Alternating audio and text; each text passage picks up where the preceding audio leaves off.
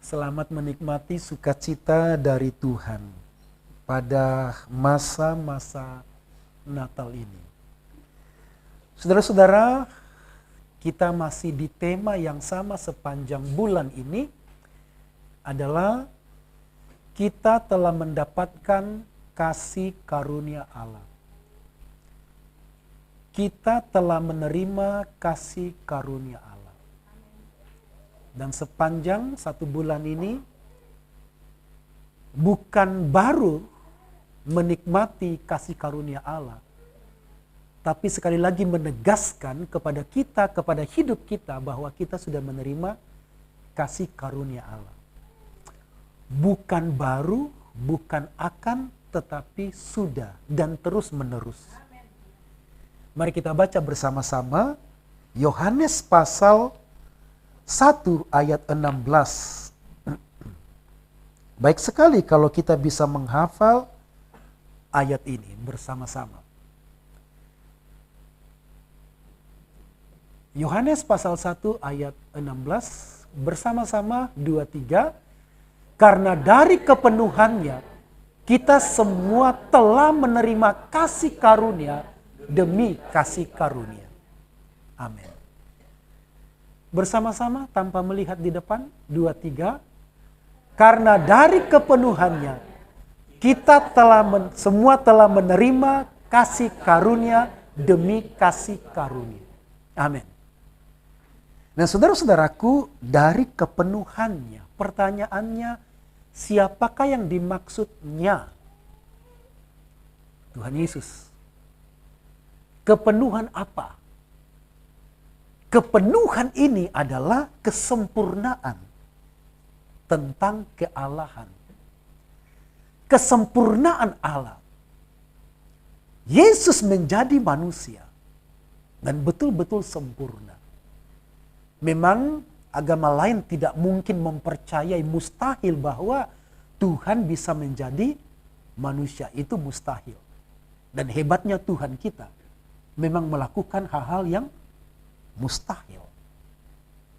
Saking mustahilnya, bagaimana mungkin bisa masuk ke dalam rahim seorang wanita perawan. Yang waktu itu diperkirakan sekitar mungkin 14 tahun waktu itu. Dari kepenuhannya, kepenuhan kealahan. Jadi Yesus adalah Allah yang menjadi manusia. Nah, saudara-saudara, menarik sekali jika kita membaca Injil Yohanes dimulai dari ayat 1 sampai dengan ayat 16 memperkenalkan Yesus tanpa menyebutkan namanya. Bagi orang Yunani ketika membaca Injil Yohanes itu mereka kebingungan karena tidak masuk di akal mereka. Di ayat 1 dikatakan pada mulanya adalah firman. Menurut agama Yunani, yang pertama kali ada bukanlah firman, tetapi yang pertama kali ada adalah Theos, yaitu dewa yang maha tinggi. Tapi menurut Injil Yohanes yang pertama kali ada itu adalah firman. Siapakah firman itu? Dan kemudian di pasal selanjutnya disebutkan bahwa firman itu adalah Yesus. Nah, saudara-saudara, pendahuluan Injil Yohanes dalam 3 perikop pertama memperkenalkan siapakah Yesus. Bukan hanya asalnya saja. Bukan saja memperkenalkan Yesus berasal dari sorga. Next. Di ayat 1 sampai dengan ayat 5 memperkenalkan siapakah Yesus. Tapi waktu kita terbatas, kita tidak bisa menyebutkan semua ayat 1 sampai 5. Kita akan menjelaskan, akan mempelajari ayat 1 sampai 3 saja. Lanjut. Siapakah Yesus? Yang pertama, Yesus diperkenalkan sebagai kekal. Pada mulanya adalah firman. mulanya adalah firman. Pada mulanya ini bukan menunjuk satu titik yang dapat dipikirkan oleh manusia. Misalnya, pada mulanya gereja ini dimulai, ada satu titik. Gereja ini dibangun di mana ini dulunya adalah tempat tanah lapang, tempat makanan, tempat mengkandangkan sapi. Itu pada mulanya. Tapi pada mula yang dimaksud di sini adalah menunjuk satu titik pada permulaan kekekalan masa lampau. Jadi Yesus sudah ada di masa lampau. Yesus bukan ada karena dilahirkan. Atau bukan Yesus ada karena dinubuatkan. Sebelum dilahirkan, sebelum dinubuatkan, Yesus sudah ada. Jadi itu yang pertama. Yang kedua, kepenuhan yang dimaksud di sini di ayat 1 ini, siapakah Yesus? Yesus bersama-sama dengan Allah. Sekali lagi, orang Yunani tambah bingung. Menurut agama Yunani bahwa Theos itu dewa yang maha tinggi tinggal sendiri di sorga. Tidak berteman. Dialah yang memerintahkan dewa-dewa yang ada di bawahnya. Tapi menurut Injil Yohanes, Logos itu, firman itu bersama-sama dengan Allah di satu tempat, yaitu sorga. Ia bersama-sama dengan Allah. Ini berbicara tentang keberadaan dan level yang sama. Waktu-waktu yang lalu kita mendengarkan banyak penghujatan terhadap Tuhan Yesus yang dilakukan pendeta-pendeta di YouTube. Mengatakan Yesus lebih rendah daripada Allah Bapa. Ayat 1 memperkenalkan dia selevel bersama-sama dengan Allah Bapa. Keberadaannya di satu tempat yang sama, levelnya yang sama. Yang ketiga, bagian C, ia tidak hanya bersama-sama dengan Allah, tapi dia adalah Allah. Dia tidak hanya memiliki sifat Allah, tapi dia adalah Allah. Ada ajaran sesat, saksi Yehova mengatakan bahwa Yesus itu adalah suatu Allah, suatu ilah. Lalu mereka juga mengajarkan Yesus itu adalah sejenis malaikat yang kemudian diangkat derajatnya lebih rendah daripada Allah Bapa. Ayat 1 mengatakan bahwa dia bersama-sama dengan Allah Bapa. Ayat 1 mengatakan bahwa dia tinggal bersama dengan Allah. Bahkan dia sendiri adalah Allah. Posisinya adalah Allah. Yesus bukan setengah Allah. Yesus juga bukan malaikat dan bukan manusia karena taatnya sampai mati di kayu salib. Lalu dia diangkat menjadi Allah untuk menjadi sumber keselamatan. Bukan. Sedari kekal, Yesus itu adalah Allah. Dan yang keempat, di ayat 3, segala sesuatu dijadikan oleh Dia. Dan tanpa Dia, tidak ada sesuatu yang jadi. Yesus itu adalah pencipta. Kejadian 1 ayat 1 berkata, pada mulanya Allah menciptakan langit dan bumi. Siapakah Allah itu? Kita sudah mempelajari di awal tahun yang lalu. Allah yang dimaksud adalah Bapa, Anak, dan Roh. Sekarang di ayat 3 dikatakan, segala sesuatu diciptakan oleh Dia dan tanpa Dia tidak ada yang tidak jadi. Tidak ada yang ada, semuanya jadi. Yang keempat, Yesus adalah pencipta segala sesuatu. Tapi coba saudara pikirkan. Dia menjadi manusia. Dia menciptakan langit dan bumi dengan kuasanya yang hebat. Tapi dia masuk ke dalam ciptaannya yang kecil. Dan hebatnya lagi adalah dia masuk ke dalam rahim. Dia maha kuasa. Keberadaannya di sorga. Maha kuasa menciptakan segala sesuatu hanya dengan firman-Nya. Tapi sekarang, saudara pikirkan. Dia masuk ke dalam planet bumi. Dan tinggal di antara manusia berdosa. Dan menjadi benih yang kecil. Tinggal dalam rahim Ibu Maria selama 9 bulan sekian hari. Apa itu tidak hebat? Hanya karena dia mengasihi saya dan saudara. Dia merendahkan dirinya. Ini yang disebut dengan kita telah mendapatkan kasih karunia. Orang-orang lain masih berteriak untuk minta keselamatan.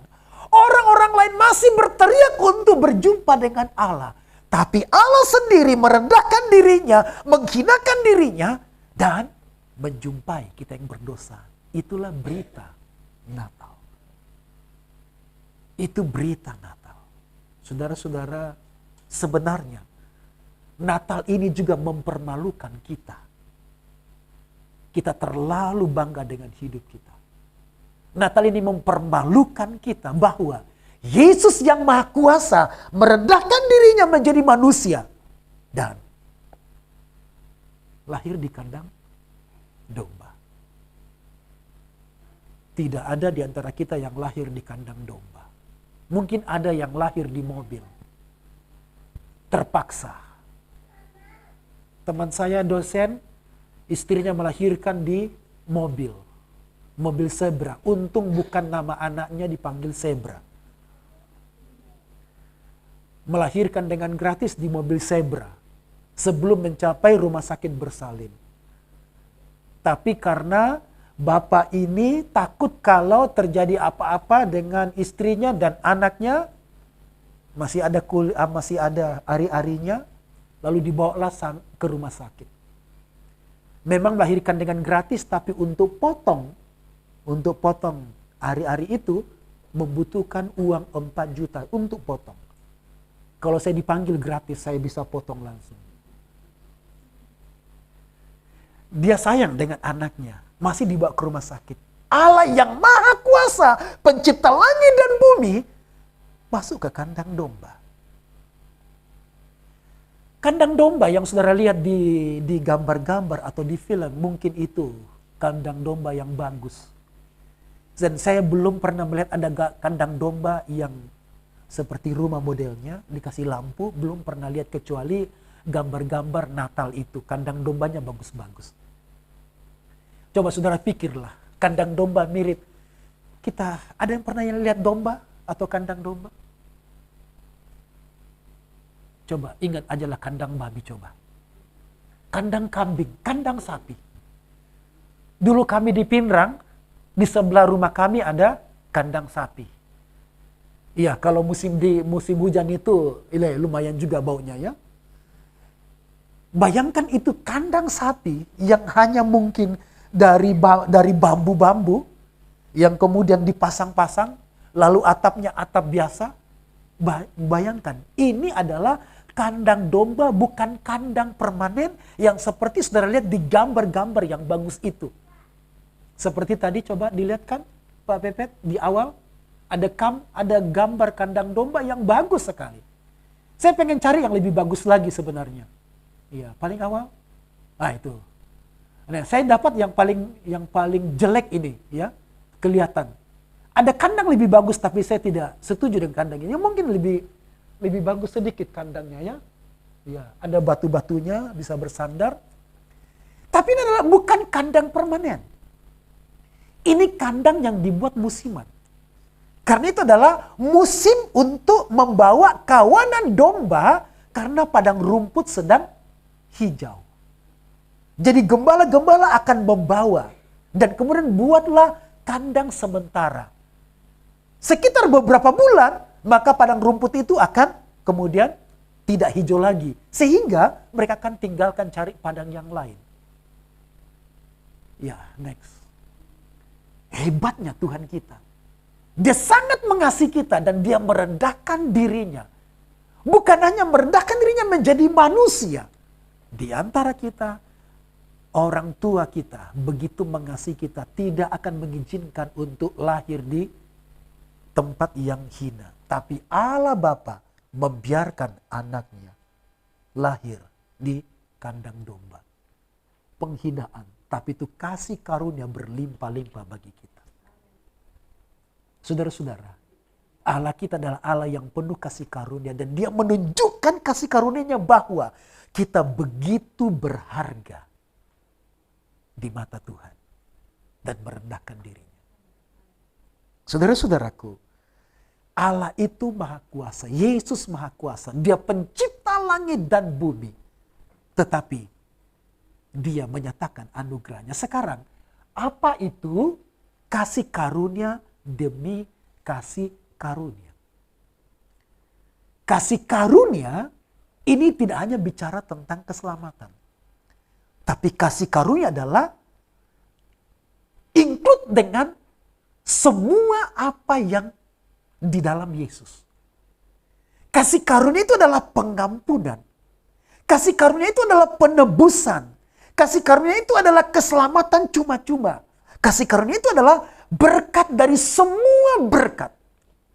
Sehingga ada yang menafsirkan ayat ini dari berkat kepada semua berkat. Kasih karunia bukan hanya keselamatan di masa lalu kita dapatkan. Kasih karunia bukan hanya keselamatan yang akan kita dapatkan nanti di sorga. Tapi kasih karunia adalah waktu kita percaya Yesus, kita mendapatkan kasih karunia demi kasih karunia. Yaitu Yesus sendiri yang menjadi kasih karunia. Ini bukan satu keselamatan. Ini bukan satu masuk sorga. Ini bukan satu dapat hidup kekal. Tapi di dalam Yesus kita mendapatkan semua. Itu kasih karunia. Maka di tempat lain gak ada kasih karunia. Di tempat lain orang berjuang untuk mendapatkan sorga. Di tempat lain orang berjuang untuk mendapat hidup kekal. Di tempat lain orang berjuang untuk berjumpai Tuhan. Harus ke tempat tertentu, menghadap ke arah tertentu, dengan membayar dengan sejumlah uang untuk mendapatkan predikat-predikat khusus sebagai orang yang memiliki level keselamatan. Tapi kita tidak perlu membayar, tidak perlu arah. Mau ibadah pakai celana panjang, celana pendek, pakai sarung. Kasih karunia. Kasih karunia adalah mendapatkan Yesus, itu kasih karunia. Ini bukan hanya keselamatan, tapi kasih karunia adalah mendapatkan semua di dalam Yesus. Apa kata kasih karunia? Kasih karunia itu adalah berkat dari berkat. Jadi kasih karunia ini, apalagi diulang 2 kali, kita telah mendapatkan kasih karunia demi kasih karunia. Atau ada yang menerjemahkan kasih karunia ganti kasih karunia. Kita sudah dapat kasih karunia ini kita akan dapatkan lagi di waktu yang akan datang. Kita sudah dapat berkat, ini selesai mungkin kita akan mendapatkan berkat yang lain lagi. Kita akan mendapatkan terus-menerus berkat. Jadi kasih karunia bukan hanya keselamatan, semua berkat. Semua berkat. Termasuk juga berkat kesembuhan. Termasuk juga berkat mujizat. Dan bukankah ini yang didapatkan orang-orang Yahudi sebelumnya?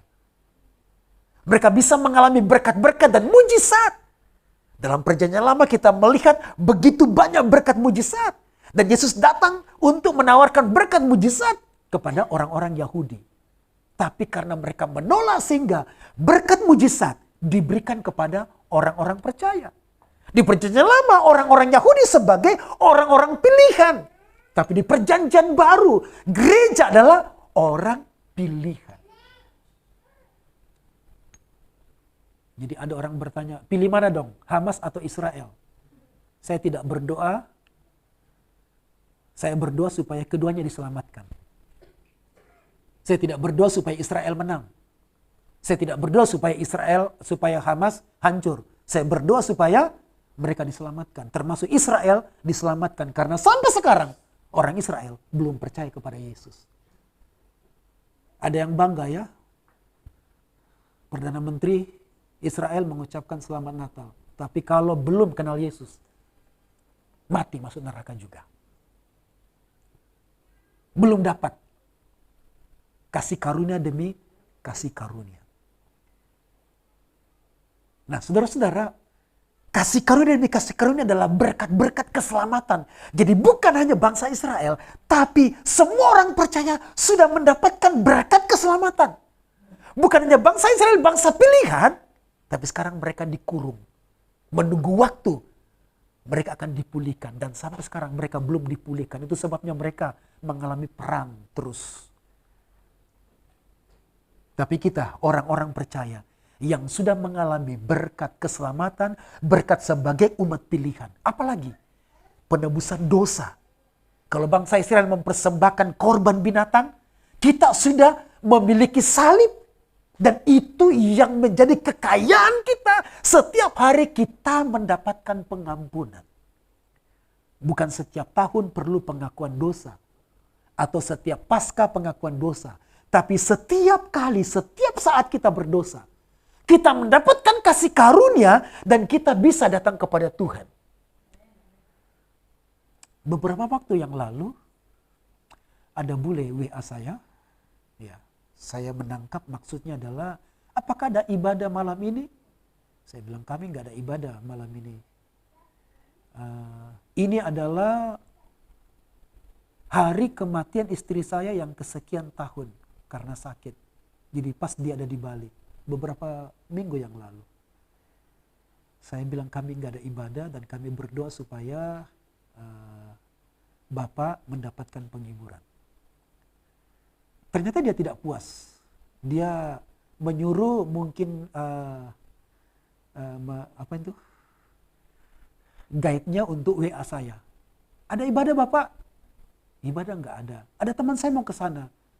Kami nggak ada ibadah. Ya, mungkin bisa cari gereja lain. Ternyata sorenya datang ke sini. Bulenya. Datang. Saya bilang kami nggak ada ibadah. Tolong buka gereja. Saya mau berdoa sebentar saja. Tolong buka gereja. Sebentar saya mau berdoa. Wah, ini ada orang mau berdoa. Ya, kami buka gereja. Saya mau berdoa. Saya nggak tahu, tapi bagi dia itu hari spesial. Kami siapkan kursi di sini supaya dia bisa. Dan kemudian dia mulai kusut dengan doanya. Ya. Sesekali mengintip, Bapak itu ya menangis. Begini, dia mencari tempat yang khusus untuk menyampaikan perasaannya kepada Tuhan. Itu yang luar biasa. Sebenarnya di kamarnya pun, di villa yang dia sewa pun, dia bisa menyampaikan perasaannya kepada Bapa yang Maha Baik. Tapi dia mengambil tempat yang khusus bagi dia. Bagi saya, ini orang yang luar biasa. Tapi kalaupun saudara tidak menemukan gereja, kalaupun saudara tidak menemukan tempat khusus, kasih karunia adalah kita bisa berjumpa dengan Tuhan kapan saja. Di mana saja. Itulah kasih karunia. Allah itu roh. Dan barang siapa menyembah Allah, sembahlah dalam roh dan kebenaran. Itu kasih karunia. Sementara orang mencari tempat. Yesus tidak pernah mencari tempat. Tempat yang khusus. Kita akan membangun gereja tahun depan dengan gereja yang baik menurut pikiran kita.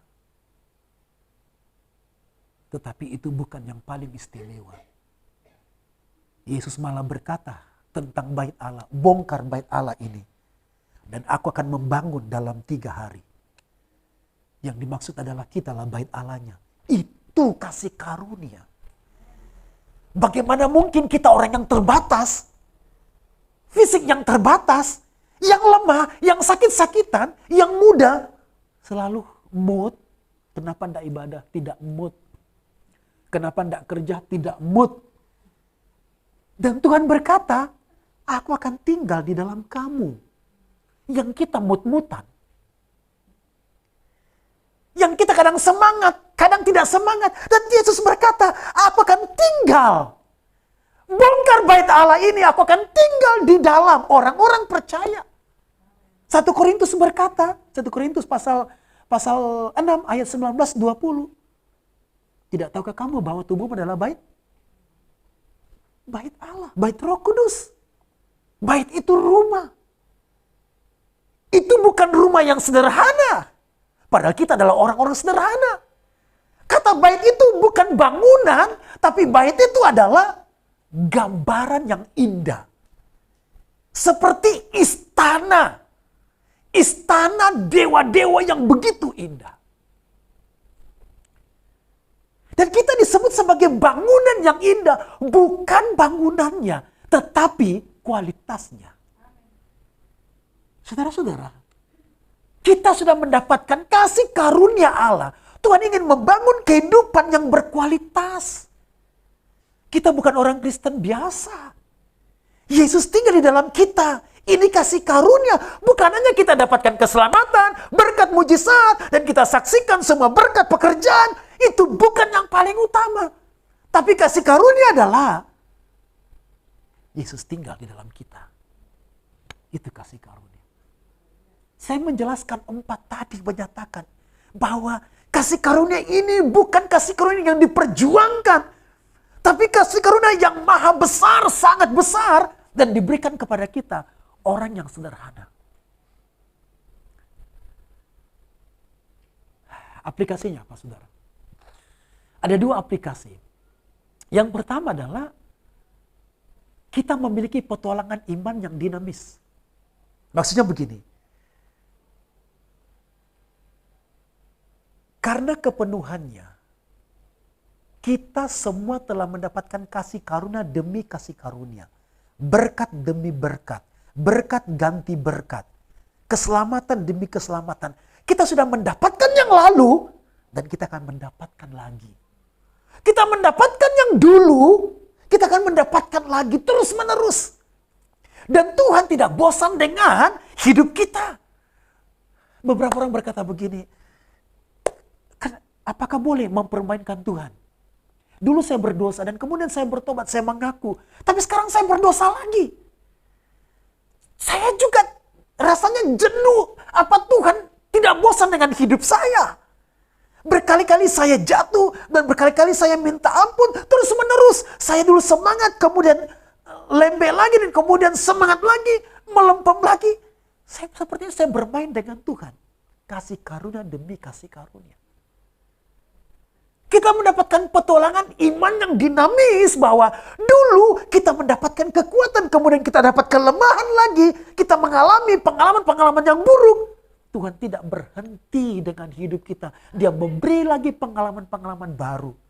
Dulu kita sudah disembuhkan dan kemudian kita sakit lagi dan dia akan memberikan kesembuhan lagi. Itu adalah kasih karunia demi kasih karunia. Dulu kita bersemangat, kemudian melemah lagi. Dan Tuhan tidak jenuh, dia akan memberikan gairah lagi kepada kita. Itu kasih karunia demi kasih karunia. Sehingga kita bukan orang Kristen yang, apa Tuhan mengasihi saya dengan masalah saya? Apa Tuhan mengasihi saya dengan semua pergumulan saya? Kita mendapatkan petualangan iman yang dinamis. Saya menggambarkan seperti seorang petualangan yang dapat mendapat spot yang indah ya, naik ke gunung, kemudian foto-foto, tidak puas di sana. Dia cari spot yang lain lagi sampai terjatuh ke jurang. Cari spot, selalu mendapatkan dan itu yang Tuhan beri. Tahun lalu Tuhan sudah berkati kita, tahun lalu Tuhan sudah tolong kita, tahun ini Tuhan akan peliharakan kita. Dan tahun depan Tuhan akan membawa kita dalam kekuatan dan kemenangannya. Itu kasih karunia.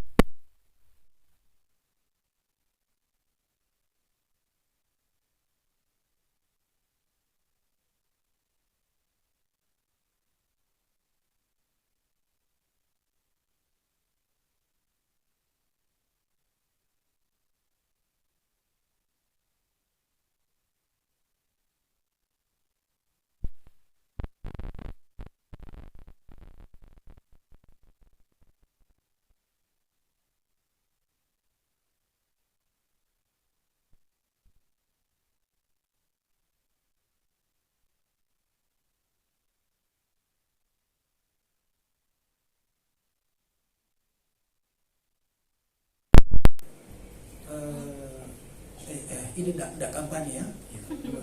Sambil merokok mungkin, tidak kampanye. Atau sambil bawa, mungkin lebih bagus bawa kopi ke sana menikmati hidup ya. Bawa kopi ke pantai, makan coklat, minum kopi, itu lebih baik. Tapi kalau saudara sendiri tidak baik, karena kita berkata tidak baik manusia sendiri. Ya, ajaklah teman, mungkin ajak saya ke pantai minum kopi sama-sama. Daripada sendiri melabur di sana, nanti ada setan pengaruhi, ya, bisa menceburkan diri di sana. Saudara-saudara, jangan jenuh. Sebab Tuhan tidak akan berhenti dengan hidup kita. Tuhan tidak jenuh dengan hidup kita. Tuhan tidak jenuh. Dan Tuhan tidak berhenti. Sekalipun mungkin kita mendapatkan banyak persoalan, Tuhan tidak berhenti. Tuhan tidak berhenti. Kita mungkin berkata, dulu saya pernah semangat di dalam Tuhan. Tapi sekarang saya mendapatkan hidup saya melemah. Dan saya juga menyadari berkat itu tidak mengalir dalam hidup saya. Ada harapan bagi kita. Bangkit kembali. Sebab kita sudah mendapatkan dari kepenuhannya. Kepenuhan apa? Bukan hanya kepenuhan kealahan, tapi kepenuhan kuasanya yang hebat. Dia menjadi manusia. Bukan hanya itu saudara-saudara. Kepenuhan kasihnya yang besar. Dia merendahkan dirinya. Taat. Lahir sampai mati di kayu salib, direndahkan, diolok-olok sedemikian rupa. Tapi dia mengasihi kita. Kasihnya terlalu besar untuk kita. Saudaraku, jangan bandingkan sakit yang kita alami dengan berkat kasih Tuhan yang sangat ajaib. Jangan ukur berkat yang kita dapat. Jangan ukur situasi hidup kita. Jangan ukur ekonomi kita dibandingkan dengan semua kebaikan Tuhan. Memang diakui saudara-saudara, mimbar kadang-kadang disalahgunakan, di mana orang mengukur kesuksesan iman itu kalau kaya, kalau pendetanya bawa mobil, kalau jemaatnya punya rumah. Itu diajarkan dosen saya yang salah dulu. Saudara-saudara, jangan ukur situasi kita, kelemahan kita dengan kebaikan Tuhan, kasih karunia dan dikasih karunia. Dan kita ada hari ini, bukankah juga karena kasih karunia. Amen. Saudara-saudara, kadang-kadang kita cemburu dengan kesaksian orang yang sangat rohani. Bisa dibuat-buat. Pagi ini Tuhan membangunkan saya. Tiap hari Tuhan membangunkan kita. Ya, kalau enggak lupa bangun, sudah dimubur. Iya kan? Kan kadang-kadang Tuhan bangunkan saya dengan nyanyian puji-pujian. Saudara-saudara, tidak harus rohani begitu. Tuhan bangunkan saya dengan teriakan anak saya, "Pa, bangun!" Ya, itu Tuhan juga bangunkan kita. Itu kasih karunia. Kalau tidak, lupa bangun. Ketemu kita di Mongol nanti. Jangan terlalu cemburu dengan kesaksian orang yang kelihatannya rohani banget. Kita bisa bangun pagi ini adalah anugerah Tuhan, no? Ya, apalagi pemuda yang habis ngopi semalam itu. Enggak ada yang ngopi ya. Saya ngopi 3 gelas satu hari kemarin, sampai saya susah tidur ya. Jadi kalau saya bangun itu anugerah. Ya.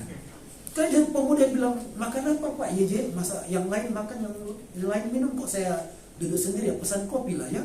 Dan itu kopi ketiga itu, dan kopinya keras ya.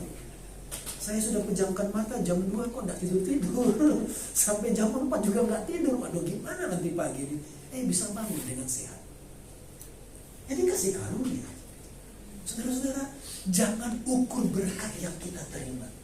Jangan ukur berkat yang ada di rumah kita dengan pemberian Yesus, dengan Yesus diberi bagi kita. Saudara-saudara, jangan ukur. Ya. Jangan ukur karena kita sakit, apakah Tuhan mengasihi saya? Jangan ukur. Jangan ukur juga karena tidak lulus, apakah Tuhan sayang saya? Jangan ukur juga karena tidak diterima di semua pekerjaan yang hebat mungkin. Jangan diukur kebaikan Tuhan, kasih Tuhan, kasih karunia yang jelas bahwa Dia akan limpahkan kasih karunia demi kasih karunia bagi kita. Amin. Yang sedang sakit, dulu Tuhan sembuhkan kita. Sekarang Dia akan sembuhkan kita lagi. Saudara tahu gula darah saya naik lagi karena rupanya saya kecanduan dengan yang manis-manis. Yang lalu 500 kemudian turun menjadi 175, turun menjadi 135. Saya sudah merasa level aman.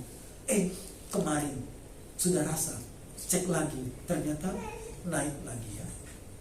Naik. Iya. Harus beriman lagi ke sini. Gulanya berapa sekarang? 350. Naik lagi. Jadi harus cari dokter lagi, minum lagi ya. Makan obat lagi karena sudah 4-5 bulan tidak makan obat. Kata anak saya, harus makan obat tiap hari. Capek juga ya, tiap hari makan obat. Jadi obatnya masih ada yang 4 bulan yang lalu. Dulu sudah disembuhkan, akan disembuhkan lagi. Dulu dipelihara, akan dipelihara lagi. Dulu diberkati, akan diberkati lagi. Dulu mendapatkan kekuatan, akan dikuatkan lagi. Dulu dihiburkan, akan dihiburkan lagi. Dulu ditolong, akan ditolong lagi. Dulu dipelihara dengan begitu ajaib, akan dipelihara lagi begitu ajaib. Kita sudah mendapatkan kasih karunia demi kasih karunia. Amin. Bersamakanlah saudara, karena Tuhan bersama kami. Natal adalah semangat Tuhan. Saking semangatnya masuk ke kandang domba. Natal semangat Tuhan. Lanjutkan hidup kita dengan penuh kekuatan, penuh semangat. Jangan merasa kita korban. Jangan merasa bahwa saya tidak beriman. Jangan merasa karena kita mengukur status ekonomi, status pekerjaan dengan kasih Tuhan. Kita akan pujian yang tema, lagu tema. Apa lagu tema kita?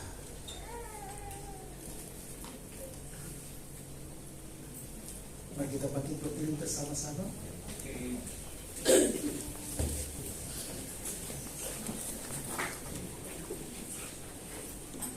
Dengan hati bersyukur. Hati bersyukur.